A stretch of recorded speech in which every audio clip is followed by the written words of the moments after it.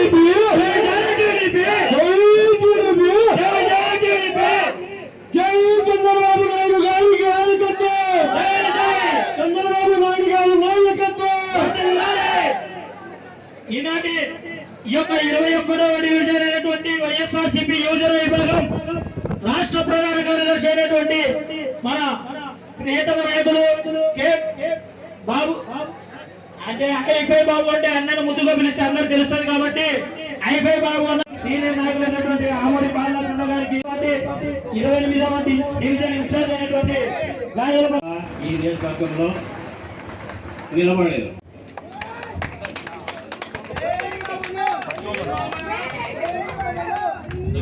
అదేవిధంగా బాబు అన్న సతీమణి మన ముని కళ్యాణి అక్క గారు కూడా తెలుగుదేశం పార్టీలో మన ఎమ్మెల్యే అభ్యర్థి మాధవి మేడం గారు కనువ పేసి స్వాగతం తెలియజేస్తున్నారు.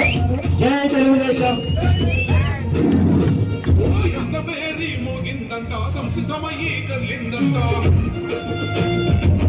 చేరినటువంటి మన తెలుగుదేశం పార్టీ యువ నాయకుడు మన ఐఫై బాబు అన్న ఈ రోజు మన తెలుగుదేశం పార్టీ జిల్లా రథ సభ్యులు అభ్యర్థి ఉత్సాహం ఈ యొక్క 21వ డివిజన్ లో నింపినటువంటి మన బాబు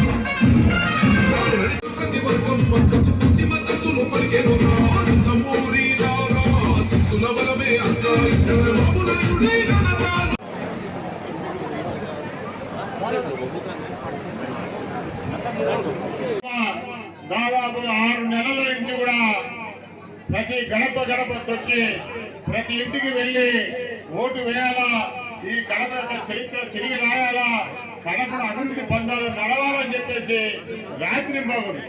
అసలు ఈ ఎండకైతే మేమే బయటికి రాలేకుండా ఉదయం పోయి మధ్యాహ్నం వస్తాను, సాయంత్రం పోయి రాత్రి వస్తాను ఇంటికి.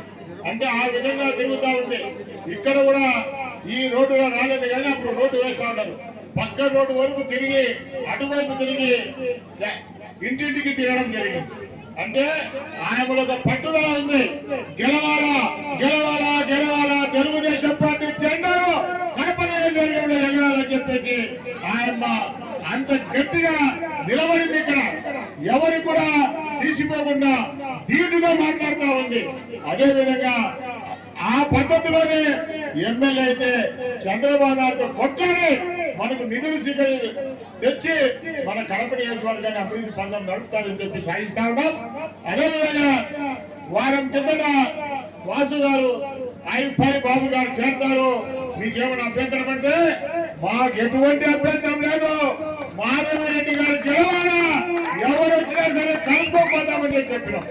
అదేవిధంగా మాధవి రెడ్డి గారు 2 రోజుల కింద ఫోన్ చేసి అన్నా ఈ విధంగా ఐఫై బాబు గారు వస్తున్నారు, మీకేమైనా అభ్యంతరం అంటే ఎవరికి అభ్యంతరం లేదమ్మా, మేము గెలవాల ముందు దానికి మేము ఎంతైనా సరే సాక్రిఫైస్ చేస్తాము, మాకు ఎటువంటి పేషపాలు లేవు, నువ్వు ఎవరిని తీసుకొచ్చినా కూడా మేము కలుపుకోపోతాం, ఎవరినైనా సరే వాళ్ళ నాయకత్వం పనిచేసేందుకు సిద్ధంగా ఉన్నాం, మేము సీనియర్ జూనియర్ అని చెప్పి లేకుండా ఎవరిని పిలుచుకొచ్చే బాబు తమ్ముడు నిన్న ఫోన్ చేశారు, అన్నా నువ్వు రావాలంటే తప్పకుండా వస్తాము అని చెప్తాం. మేము ఒకటే మీకు మాట ఇస్తా ఉన్నాం, ఈ యొక్క 16 బూతులలో పిఎఫ్ కానీ గాంధీ మున్సిపల్ హై స్కూల్ కానీ ఇక్కడ చౌడేశ్వరి గుడి వెనకల్పక కానీ దాదాపుగా 16 బూతులు ఉన్నాయమ్మా. 18,000 ఓట్లు ఉన్నాయి. మేము 6,000 నుంచి 7,000 మెజార్టీ తీసుకురావాలని చెప్పేసి అందులో కృషి చేస్తా ఉన్నాం. ఈ రోజు ఐఫై బాబు గారు చేరిన తర్వాత ఈ మెజార్టీని 10,000 చూపించాలా, చూపించకపోతే మీ గడప తొక్కమని చెప్పి కూడా తెలియజేస్తా ఉన్నాం. ఎందుకంటే ఈ 16 బూతుల్లో 10,000 మెజార్టీ రాజు వచ్చేదానికి మేము పాటుపడతామని కూడా తెలియజేస్తా ఉన్నాం. అదే విధంగా పాపం మన డిప్యూటీ సీఎం గారు 2 రోజుల కిందట మన ఎర్రముక్కపల్లె ఏదో గుర్తు వచ్చినట్టుంది ఆయనకు. ఇంటింటి ప్రచారానికి వచ్చినారు, మహిళలు నిలదీశారు. 10 సంవత్సరాలు ఆయన ఎమ్మెల్యేగా ఉండి మంత్రిగా ఉండి ఏమన్నా ఈ నియోజకవర్గంలో ఈ వార్డుకి ఇప్పుడు వచ్చినావే, ఎలక్షన్స్ ఉండని వచ్చినావయ్యా, మేము సచ్చినావా బతికావా, అసలు నీళ్ళు వస్తాడా లేదా, ఎప్పుడన్నా కనుక్కున్నామని చెప్పేసి పాపం ఆడవాళ్ళు పనకలు ఉపయోగించాలా చాటలు ఉపయోగించాలా మాట్లాడుతుంటారా సరే అతను వెనతిరిగి పోయినామని చెప్పి తెలియజేస్తా ఉన్నాం. ఏదేమైనా సరే ఈ ఎర్రముక్కపల్లె 19, 20, 21 డివిజన్లలో అత్యధిక మెజార్టీ చూపిస్తామని చెప్పేసి తెలియజేస్తూ మిగతా సంక్షేమ కార్యక్రమాల గురించి ఆయన చెప్తేనే బాగుంటుంది, మేము చెప్తే బాగుంటుంది. కాబట్టి ఇది మహిళలకు సంబంధించిన విషయము. కాబట్టి ఏదేమైనా సరే చంద్రబాబు నాయుడు నమ్మకంతో ఒక మహిళకు టికెట్ ఇచ్చినారు. ఆ మహిళను గెలిపించి మనం అమరావతి పంపాల్సిన అవసరం ఉంది. ఆ అవసరాన్ని ఆయన ఇంకా పెద్ద పదవుల్లో తీసుకొని కడపకు వస్తారని చెప్పి ఆశిస్తూ సెలవు తీసుకుంటాం. జై హింద్, జై చంద్రబాబు.